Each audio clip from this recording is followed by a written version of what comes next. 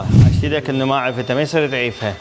ممكن يصير ورم بالمثانه وحصب الحالب بنفس الوقت؟ نعم ممكن، تابعني بهذا الفيديو. الاسباب الشائعه للتبول الدموي هو طبعا حصات الكليه او الحالب او المثانه، وايضا اورام الجهاز البولي مثل ورم المثانه او الكليه. بس احيانا نادره صراحه انه يكون نفس الوقت المريض عنده حصات حالب وورم بالمثانه العفو مثل هذا المريض، مثل راح تشوفون بهذا الفيديو ان شاء الله.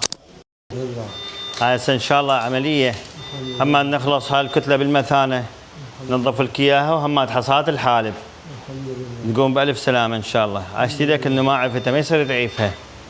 الله يعطيك صحه وعافيه ان شاء الله. هاي حصات الحالب نفس المريض راح نكسرها بالليزر ان شاء الله.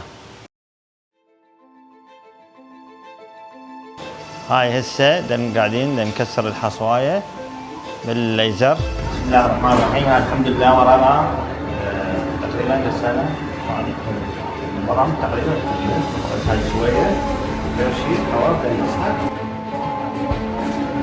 كله